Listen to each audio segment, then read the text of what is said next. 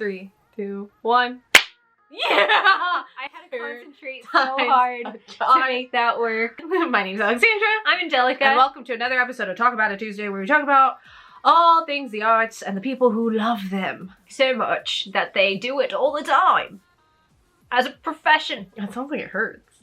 Dogs! So, as you know, we're doing our series on Talk About It Tuesday, where we rehash some of our other interviews that we've had over the past year because we've had so many new subscribers come in. We just want you guys to catch up, or if you want to see these interviews, the playlist is linked down below. If you guys enjoy things like sketch comedy, writing, theater history, spooky things involving theater, please make sure to hit that subscribe button because we have all of that and more for you on the channel. I'm gonna one-up you and say also hit the notification button so you know when new things come up.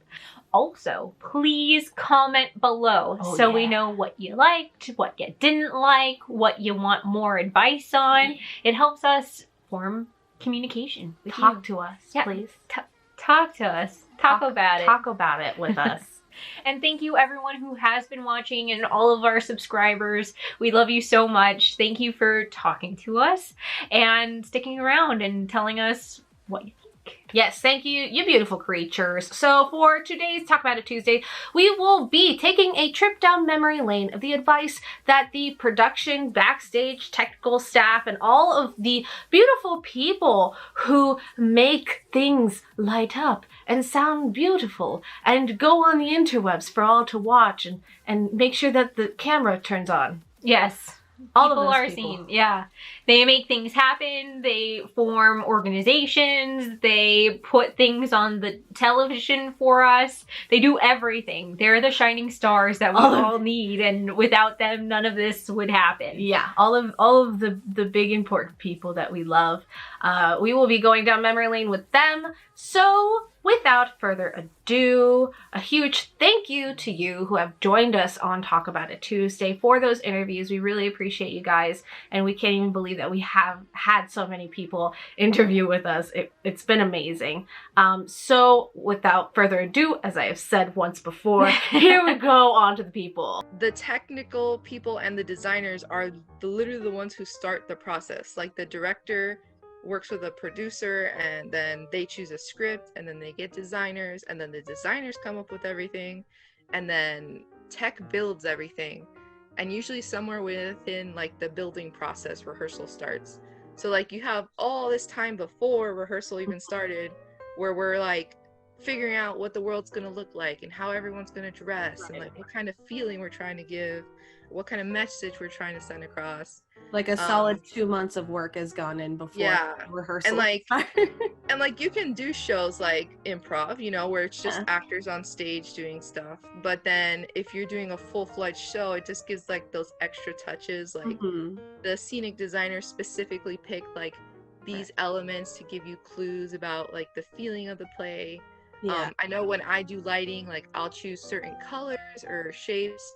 I'll do like different intensities, different angles to try to give like different feelings.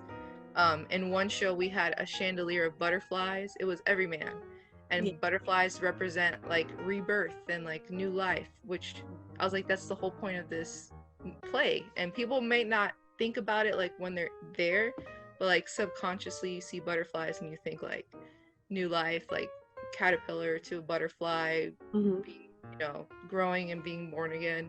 It's like all those little tiny things I think people need to think about more when they're working on stuff. Because I know when I go anywhere and I see stage lighting, I freak out. Like I go to Disney parks like during the day and I'm like, oh look, I know that gobo. I just used that in a show. Like I love that stuff. And like they're really good at doing that too. They set the atmosphere with like music and smells and like all the lighting. Everything is very like themed to that area. And someone had to think of that. They don't just, doesn't just pop out of nowhere. Someone did research. Right. Teaching was a very exciting thing for me, and to me teaching was an extension of my theatrical experience. And now too, being the mayor of the town of Davie, you know, the theater and the show must go on. I've had a lot of time. And it's always been important to me when working with students. If you make it exciting and you make it interesting, they're going to learn. You make them, it's an interactive moment of joy. I think it's important, I just thought of something else. When I had my classes with the students before we even got into any productions and we had different groups, some of the first things that I did with them was improv. And because I felt it was so important, because to loosen them up, to make them feel more comfortable. And, so that was very much a part of my classes when I So much was fun. teaching, especially over in Pembroke Pines. So sometimes I used it in the classroom too, but they didn't realize what they were doing. It's a secret. We're just playing. It's no big deal. The value of the arts is so important, and it always hurt me in education when they were saying we're going to cut out this arts program or that arts program, and it just is so important for the development of the individual. Some of the children that get involved, whether it's no matter what it is in the field of the arts, whether it's music or acting or painting or whatever the case, it's so much a part of the individual's growth, and it makes them a rounded human being. I can't imagine a world without the arts or animals.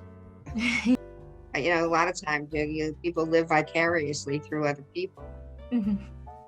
We do that on many different levels, and I think that my father's influence, my love for the theater, my love for people, and I'm a hugger. This COVID has done me in because I'm a hugger. Yeah. And I know, and it helped to make me a well-rounded individual, and it's brought me in contact with so many from all walks of life, and I feel secure.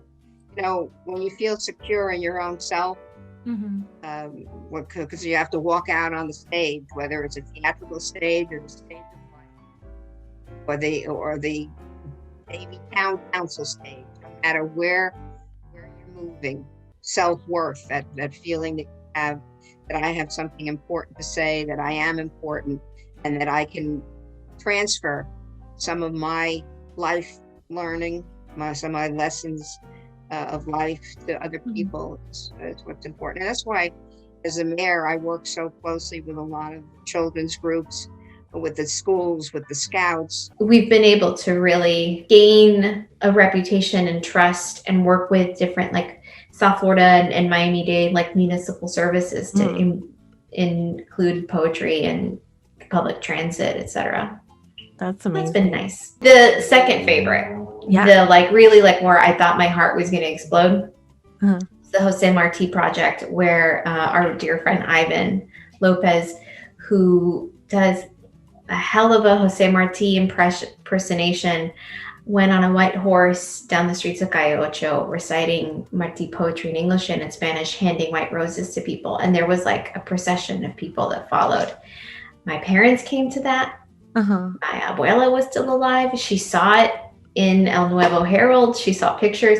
And so that was I even get choked up thinking about how wildest dreams were met for a lot of people. A lot of people were like, mira, como se parece. They were really moved. Yeah. And I was too. And I had a little tiny Cuban flag and I was like, well, what? It was otherworldly. Yeah. So that is I would say probably my heart's most favorite, but the projects that are in public space are oh wow, you're making something that has a lifespan longer than you. Yeah. The Jose Marti, I saw a picture of it through the website and I was like, oh my gosh, I can't believe you did that. I can't believe it either. And we brought him down to Key West. Yo quiero salir del mundo por la puerta natural. En un carro de hojas verdes, a morir me han de llevar. No me pongan en lo oscuro, a morir como un traidor. Yo soy bueno, y como bueno, moriré de cara al sol. From this world I will depart, and the natural door will dry. Green leaves will cover the cart on which I'm taken to die. Don't in darkness let me lie, with traitors to come undone. I am good, and as the good, I will die face to the sun. Thank you. Oh, To like the 100-year anniversary, like yeah. we did it twice, and he like Awesome. spoke at La Di Da. He spoke at places that Marti actually spoke at, and like was on like balconies. This is for you. I think you cannot underestimate or undervalue how important volunteering is. Our closest friends, some of the most formative people of our organization, have come in as volunteers, and as people that are looking to make friends, looking to get a sense of where they live, or are new transplants and are like, hey, what's the poetry scene like? Or a friend dragged me here before we were supposed to go to an event.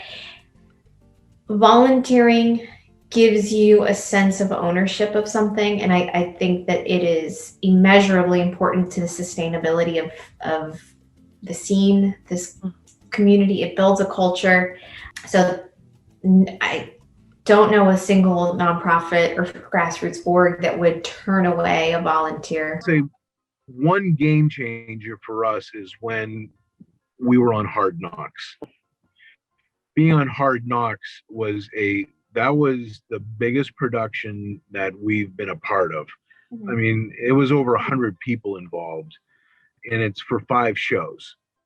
And so 5-hour shows, over 100 people. But the fascinating part of it is how well organized they were. You know, they had storylines, they changed it, but how quickly they turned it around. I mean, it was times where it's supposed to air, I believe it was like Tuesday at 9:00.